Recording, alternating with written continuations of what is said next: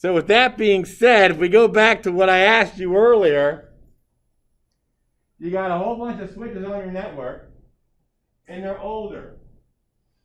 It means if you just look at our room, the majority of the switches in all of our racks, every one of these switches here, there's 24 switches up here, they're all 100 meg. They're all fast Ethernet. I hit companies all the time that are still running fast Ethernet switches. Why not replace them? They're expensive. And a lot of people will come out and say, why fix what ain't broke? In reality, if I switched you from a 100 meg switch to a gigabit switch, you will, what? Yeah, you won't notice it, will you?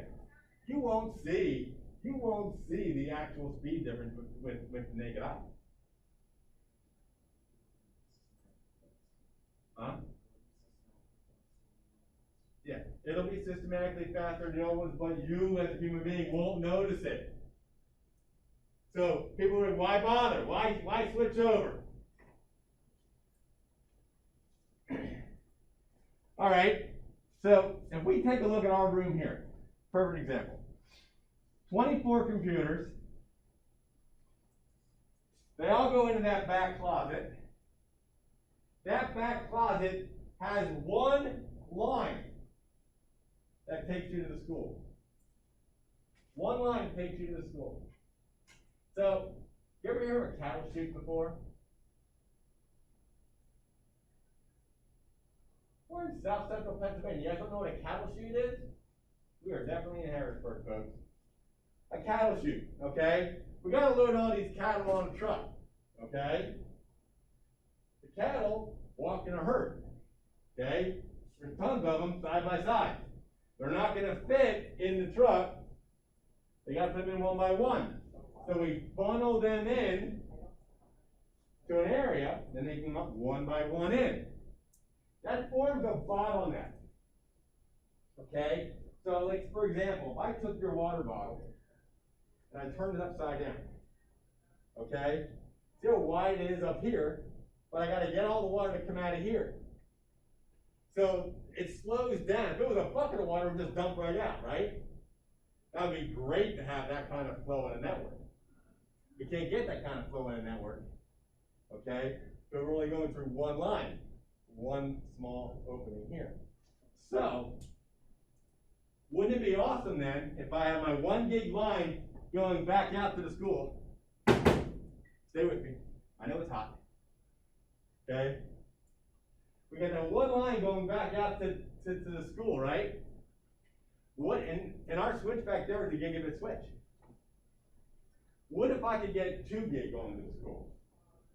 What if I could get 3 gig going to the school? Yeah, I could say, yeah, I can get 10 gig if I'm willing to run a 10 gig fiber line to the school, right? But we don't have that option. Yes, we do have a fiber optic line run to IT, but they don't have the capability to connect to us through fiber yet. When they do, we'll hook it up. But what if I could take 10 ports? What if I could take multiple cables to plug my switch into their switch? Increase my bandwidth. Every time I plug in one port, an extra port, I double my bandwidth, double my bandwidth, double my bandwidth, right?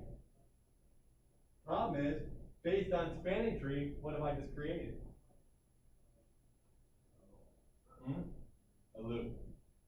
So broadcast coming out of one port on cable 1, going up to switch 2, is going to broadcast back down through cable 2, is going to broadcast back up to cable 3, it's going to broadcast back down. You see the problem? Spanning tree would automatically shut off all those extra ports. So what if we could turn all those ports into a pipe, a channel, and literally increase the amount of bandwidth that we have running.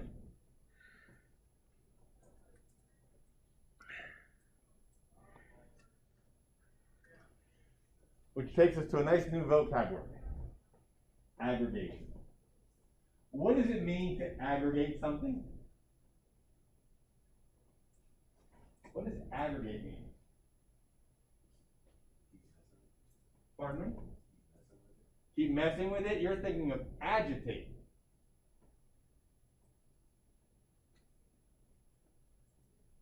Aggregate means to group, to bring together. Okay? So what we want to do, we want to do what's called link aggregation. Combine these cables together and to make the device believe it's just one device. See, when we run this network like this, we have these multiple cables going up to the other switch.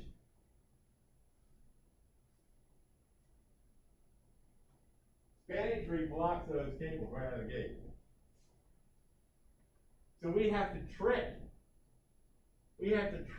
the switch into believing both those ports on each end are one cable. That's what we call link aggregation. We also call it Etherchannel, because it's an Ethernet link. So Etherchannel is a technology, obviously, created by Cisco as a LAN-to-LAN switch technique to allow us to group several fast Ethernet or gigabit ports into one, see here, logical channel. The physical is the one. We put them together. If we believe it's one, it's logical. Okay? It's not literally a channel, okay, a cable going in. We're combining them. So it's logical. Remember, anytime we hear the word logical, we want to remember that it was something that we did that was smart. You always take it back to Star Trek. Spock was the guy who was smart. He said everything had to be logical. So in order for it to be logical, okay, we had to have a smart guy code it all together. And that's what you're going to do today. You're going to code together, so say FA23 and FA24, and FA23 and FA24 over here become one channel. It's really cool. And I wish I had the opportunity to work with the IT department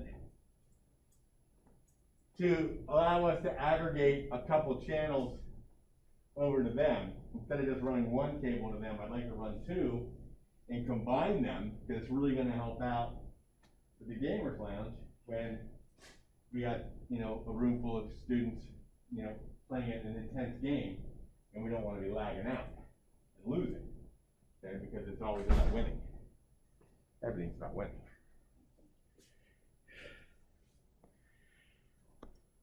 Sorry I'm panting, guys. I'm having an adverse effect from the vaccine. So here's some of the cool advantages.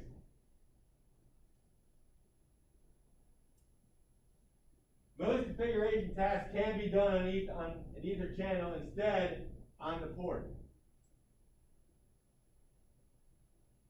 What's really cool about it too is the consistency of the Ethernet channels. If a port does fail, the line stays up. It has a redundancy factor. You might lose some speed because I went from a 2 gig channel to a 1 because one of my lines failed, but I didn't go down. Etherchannel relies on existing switch ports, not routing. Etherchannel is kind of done. We only really do it from the access layer up to the distribution layer. You can go from a layer 2 switch to a layer 2 switch as long as they're manageable. Or you can take it from a layer 2 to layer 3. It's typically done from a layer 2 to the layer 3, which is our distribution layer. Another beauty of it, to help with that bottleneck issue we got, it has load balancing. It doesn't wait until this wire is all filled up before it uses this one. It balances the load to send it up to prevent delay. Depending on the hardware platform, one or more load balancing methods can be implemented. You can use source MAC and destinations. Etherchannel creates an aggregation, there's that grouping, that is seen as one link. So when several Ethernet bundles exist between two switches, the spanning tree protocol may block one of the bundles to prevent a switching loop. So that means if I took a group of ports on this switch, on this switch, right? Say, let's say I did 3 on the right side of my switch, and then 3 on the left side of my switch. Okay? I created 2 ether channels on the same switch. One channel might be blocked because of the spanning tree. Okay? Because it would be a loop. Remember, just use it as a cable. Etherchannel provides redundancy, because the overall link is seen as one logical connection. Additionally, the loss of one physical link, as I mentioned earlier, within the channel doesn't change the topology, doesn't change the map, the design. It doesn't change that. The link is still the link, whether it has 1 cable, 2 cables, 3 cables, 4 cables, 5 cables. On a 2960 switch, I can have up to 6 channels. 2960s are the older switches.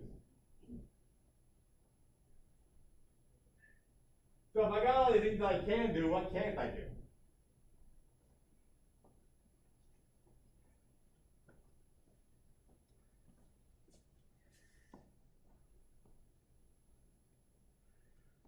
So if I look at the restrictions and we look at a map of it, how we set it all up, okay? Interface types cannot be mixed. So I cannot be going from a fast Ethernet to a gig. They got to be the same on each end. Currently, each channel can consist of up to 8 compatibility configured Ethernet ports. So no, I can't get a 10 gig port or a 10 gig channel going to over to IT. When I could get an 8 gig channel, I can think of no reason whatsoever why I need an 8 gig hookup for 24 computers. If you think about that, that'd be 64 individual wires going over to IT. The 2960, as I mentioned just a moment ago, can have up to 6 channels. The newer iOSs, which we don't have in our room yet. We've been asking for that in our budget for a couple of years now, but because of COVID, we kind of got hammered with budget constraints. But Dr. Flug, in her infinite wisdom, has put us on the grant list for the summer. She told me the other day that she applied for the majority of our wish list through the summer grant. So hopefully, when you guys come back in the fall, we'll have all new equipment to set up.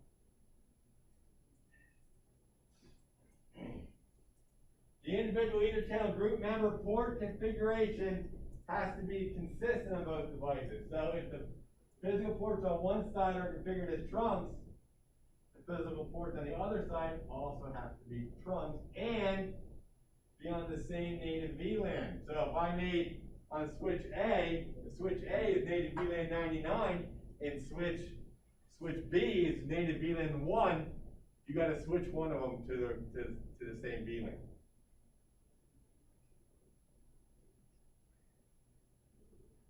Each ether channel's got a logical port channel interface. So if you look here, The configuration applied to the port channel interface affects all physical interfaces. They don't have to be contiguous. What does contiguous mean? What do I mean by the word contiguous?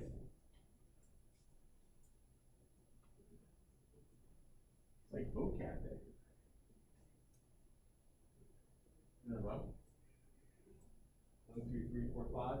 There's a continuous. They all go in a row. If we look at our switch up here, I got 1, 2, 3, 4, 5, 6. I got 9, 10, 11, 12. They're all one channel. Even though they're not all together. They don't have to be grouped together on the switch. I mean, if it were me, if I were setting this up, and you guys have seen how I like to configure my switches, I always like my trunk ports on the far end. So my trunk's either going to be 48 or 24 or 96 or 64. It's always going to be the last port. That's my logical organization setup. If I were setting that up on a switch, that would drive me absolutely bonkers. Because they're not together. But that's just me. Now, based on the restrictions that we just talked about, and based on the drawing that you're seeing, is that possible? What they're doing right there, is that possible? Look at it for a little bit.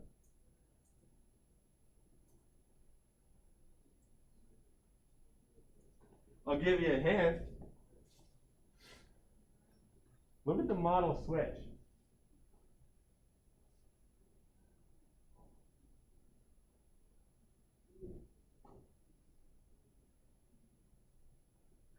What model number switch is that? One more time, Tiger. 29. It's a 2960. Are there any restrictions in that slide that say anything about that 2960 switch?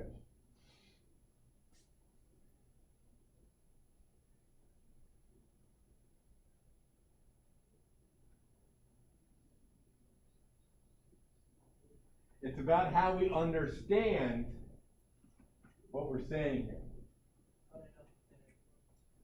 See, that's where we're getting confused. We can have the 6 ether channels.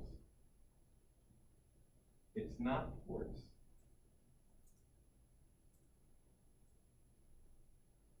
So yes, I can. I'm using 10 ports, but it's only one channel. See that? 10 ports for one channel. So I got a gate. If it's a fast Ethernet, it's a gate. We have to learn, this is like a test-taking thing you guys got to get through. Understanding the vocabulary and what the actual question is. You're going to find out if you guys sit for your CCNA exam. Cisco will ask you a lot of questions that a lot of us look at and say, that's a trick question, it's not fair. It's irrelevant what you think. Question. Cisco does a lot of no questions. I hate those. I think they're unfair too, but it doesn't matter. I'm just an employee.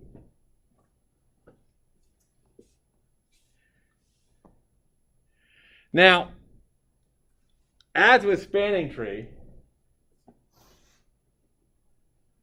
ports are set up a certain way. And they can automatically detect things that are going on. For example, normally, if you're going to connect a switch to a switch, what kind of cable are you supposed to have in between the two switches? A crossover cable, thank you. But when we hooked up all of these computers here, we hooked them up, your port in the floor plugged into the switch that's mounted to every desk. And then they plugged in to the switch in the back room. So technically, the short cable that connected the switch to the floor port should have been a crossover cable. But they're not. Because the newer iOSs have the capability to detect what kind of device was on the other side, and it auto-configured, auto-negotiated the crossover for us.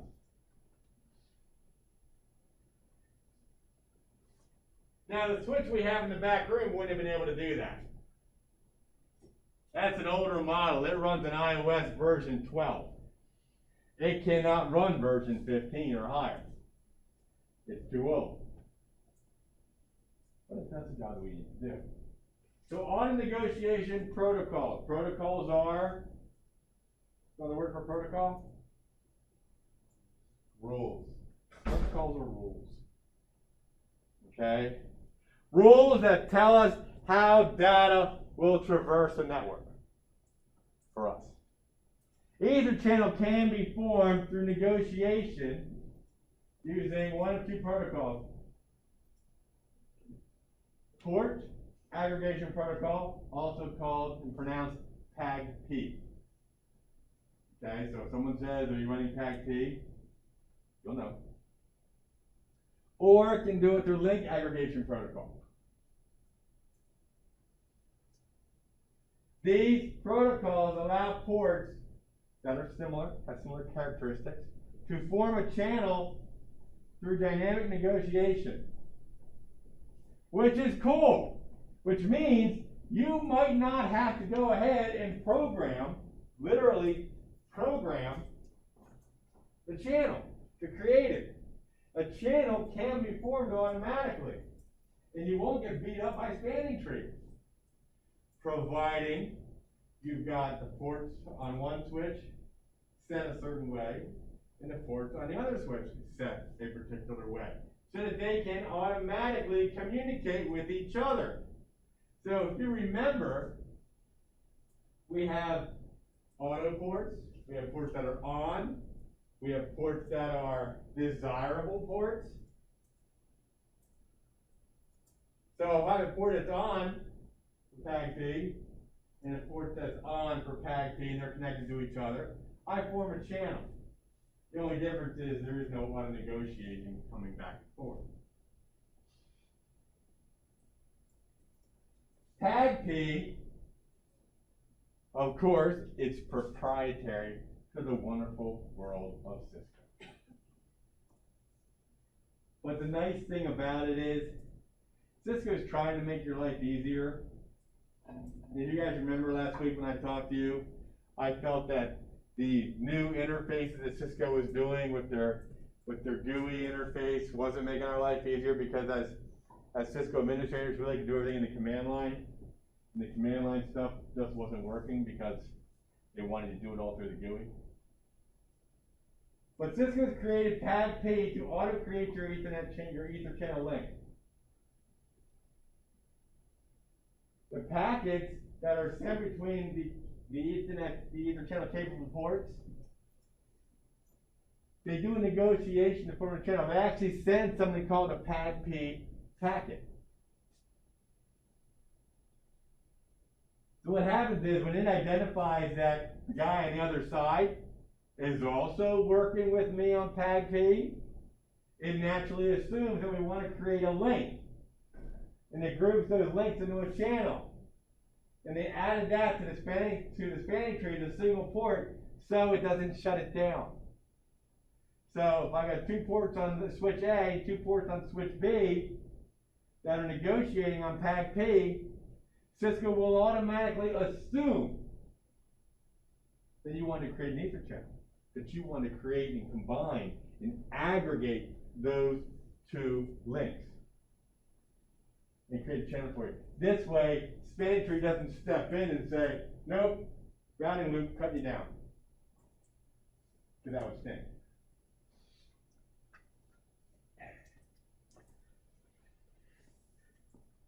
So when enabled, it will then manage the PAGP packets. The PAGP packets are sent every 30 seconds. It's not a constant broadcast of packets. That would just overwhelm the switch itself. It'll check for configuration consistency.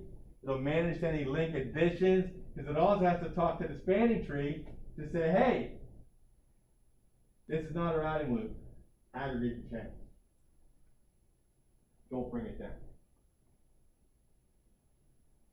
In Etherchannel, it is mandatory that all ports have the same speed, the same duplex setting. That means it's got to be full duplex, half duplex. Why you would run half duplex, I have no idea. You will bring this building down in a heartbeat if you run half duplex.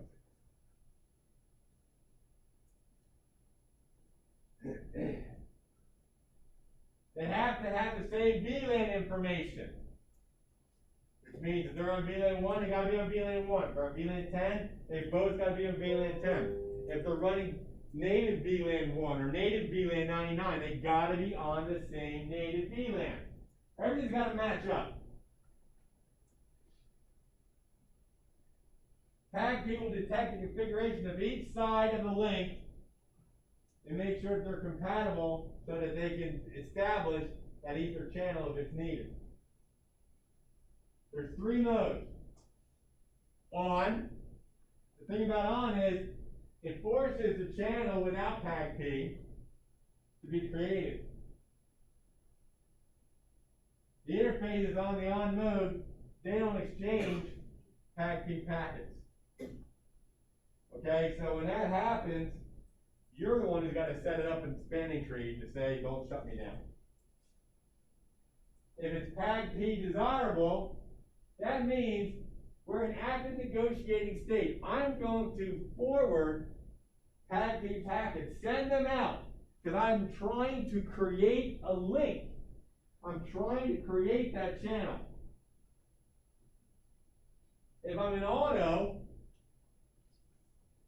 I'm in passive mode. That means I am listening. I am listening to find out if anybody out there is running PAGP. And if they are, I will open up that, I'll create that channel with you. But I will not initiate the creation of that ether channel. That's important to understand. The modes have to be compatible on each side. We got a little table for it. Kind of like we did with spanning tree.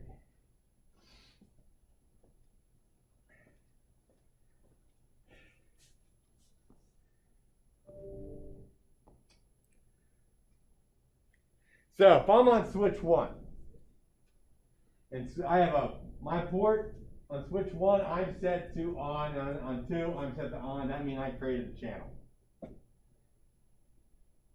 There's an ether channel created. On switch 1, if my port is set to on, and on switch 2, I'm set to desirable or auto, I don't create the channel. Why?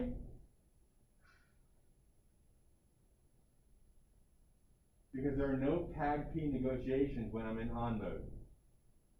I can create a channel, but I'm not doing PAGP. So the channel won't be created. It has to be physically created. I'd have to turn the other one on.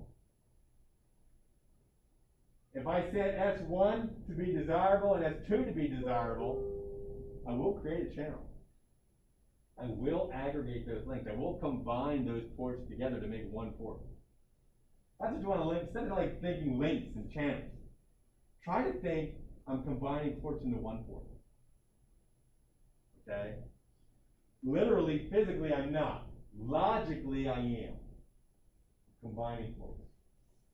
Desirable to auto, channel created. Auto to desirable, channel created. Auto to auto, no. Remember, auto is passive mode. I am not trying to initiate an ether channel link. But I will establish a link if necessary. That's what that means. other mode is link aggregation control protocol. That's the other mode. In this mode,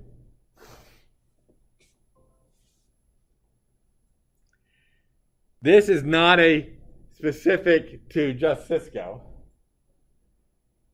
It's part of the IEEE specification, 802.3AD, which has later become 802.3AX. Okay? It allows physical ports to be bundled together to form a single logical channel. It allows the switch to negotiate an automatic bundle by sending the link aggregation control protocol package from the switch to another switch. It performs a function similar to Cisco's PAG-P. But it's an IEEE standard, which means HP runs it. Excite Network might run it. Okay? Netgear might run it. It's not specific proprietary to Cisco. PAG-P is proprietary. So of course, in a Cisco Networking Academy, we're going to teach you about PAG-P first. But you need to learn, if you have a Cisco switch and an HP switch, how are you going to get them to form a channel together? You would have to use the link aggregation control protocol. It provides the same negotiation benefits as PAG-P. It helps create the Etherchannel link by detecting the configuration on each side of the link. Remember, that's my link. Plug in the switch A, plug in the switch B. I send the packets across these wires. Big wires there. Same, look, if I have it on, it forces the interface to channel without the link aggregation control protocol. They are configured in the on node. They do not exchange packets back and forth. So I could do that. I could set my Cisco to on. I could set my HP to on, and I can form a channel. I can also set my Cisco switch to be LACP active. Place the port in an active negotiating state, and in this state, it initiates the negotiations between the links. As with auto, I can do LACP passive. I'm listening, but I'm not trying to force a channel on anybody. But if a channel is forced on me, I would be happy to oblige. Just with PAG-P, the modes must be compatible on each side. Same VLAN, same duplex, same speed.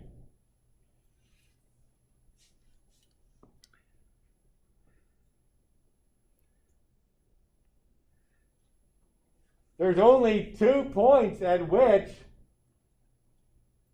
you will not have a channel created. If I'm in on mode and I have any of the LACP modes, channel won't happen. Because on mode does not communicate the LACP packets or PAG-P packets, for that matter. If I'm in active mode and the other guy's in active mode, then obviously they're negotiating back and forth. If I'm in active mode and I'm in passive mode, the passive is listening and will create. And vice versa. The passive and passive, they're just listening. So if they're not trying to negotiate and they're just listening, then they're both quiet.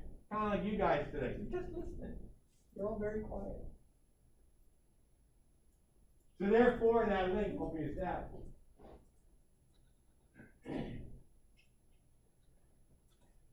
Let's check for your understanding, shall we? And give you guys a breather. All right, so why do Etherchannel? Answer these for me, please. Does Etherchannel give you fault tolerance? Yes or no? Michael says yes. Does Etherchannel do load sharing? Sagar says yes. Does Etherchannel give you increased bandwidth?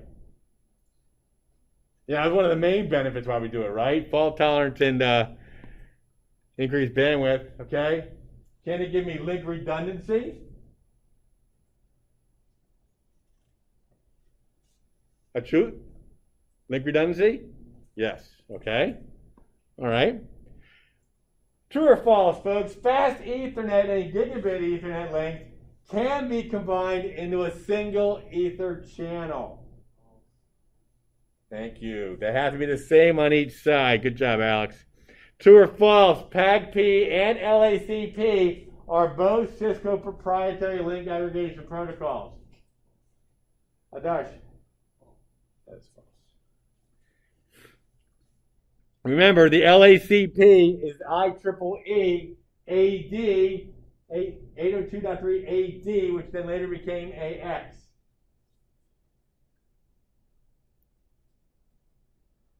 On these here, which of those are PAGP interface modes? PAGP, not an LACP. On, auto, and desirable. You're a genius, Alex. Which PAGP interface mode will initiate negotiation with other interfaces? Huh? On?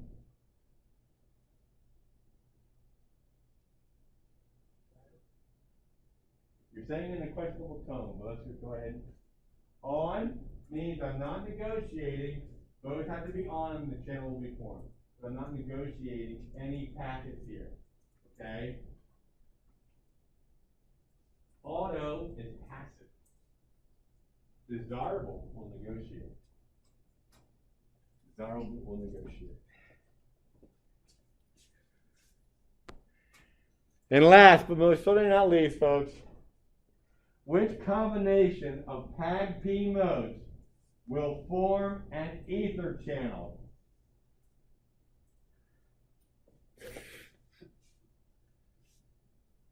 If I'm auto and desirable, will that work? Michael, you're nodding? All right. If I have desirable and on, will that work? Adarsh, you're shaking your head no. Okay. How about auto and on?